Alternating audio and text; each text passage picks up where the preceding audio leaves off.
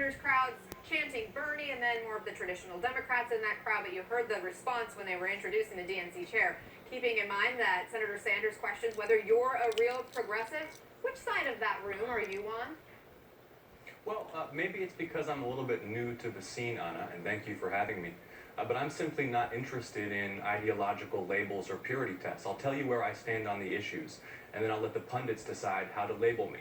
I want to cut wasteful spending to prioritize research and development, infrastructure, and higher education.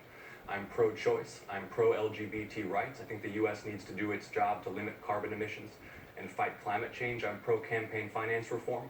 I think we need a tough, smart foreign policy that takes it to our enemies without getting us bogged down in foreign land wars. I'll leave it to you to figure out where I stand on the ideological spectrum. Okay, so tell me this. Would you vote for Nancy Pelosi as leader or speaker if the Democrats were to take the majority? I haven't given it an ounce of thought, and we're a long way from taking back the House. Because I'm focused on winning an election here in Georgia's 6th district, not a potential leadership contest in the U.S. House of Representatives that's at least a year and a half away. But that is how Democrats get things done, right? If you're to be part of that governing body. And there's a lot of time between now and then. There's plenty of time for Democrats to work out what's going to happen at the national level. What I can tell you is that here in Georgia's 6th district, there's unprecedented unity. And it's not just Democrats, it's independents and Republicans who are interested in some fresh leadership that moves beyond partisanship, that moves beyond this kind of ideological rigidity that keeps folks from getting things done in D.C. Let's talk about leadership. Keith Ellison, the current deputy at the DNC, offered a pretty surprising critique of the former president, President Obama, saying President Obama was responsible for Trump's win. Listen. Barack Obama could have been a better party leader. And I think that the fact that he wasn't has put his legacy in jeopardy. We lost a lot of state house seats, governorships, secretaries of states. His true legacy was in danger, and I think that he can't say that he wasn't part of those losses. I mean, who else? John, do you agree? Was President Obama responsible? Well, Mr. Ellison is a leader in the DNC, and it's his role, I suppose, to think about national strategy.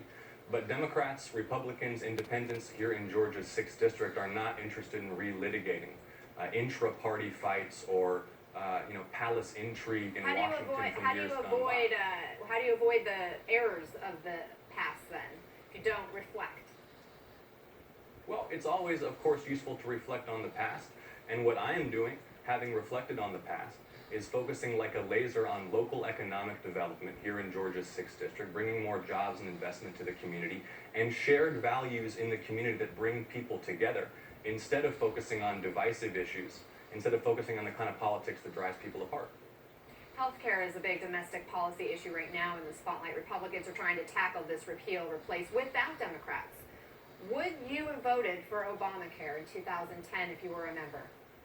Well, given that it brought critical consumer protections that now I think have been widely recognized in Congress as essential to young people, to women, to folks with pre-existing conditions, I think I would have supported it. But I can tell you this, there's plenty of room for improvement. And what we need to do now, I mean, I'm interested, there's so much interest in looking backwards. I don't think that voters and the American people are interested in looking backwards. I think they're interested in looking forwards. And looking forwards, we need to fix what's broken in Obamacare and keep what works. Okay, let me ask you about foreign policy. Do you think the U.S. should directly negotiate with North Korea? Well, I think diplomacy should be fully exhausted before there's any discussion of war. So whether that means bilateral talks or talks that are mediated by third parties who can get the message across, I don't think it is wise for us to be... So you agree with what President Trump said on the campaign trail, that he would negotiate directly with Kim Jong-un? I think that's a good idea? I think we should engage in diplomacy with every country on earth. And when we're talking about war, this is not a game. This is millions of lives at stake. This is U.S. servicemen and women who could be killed in action overseas. This isn't just about pundits talking politics, who's up, who's down in any given day. Diplomacy should be exhausted before we go to war, and I don't think the administration or any administration has the authority to launch preemptive strikes around the world without congressional approval. So do you agree or disagree then with the action we saw the president take in Syria without congressional approval, launching the military strikes?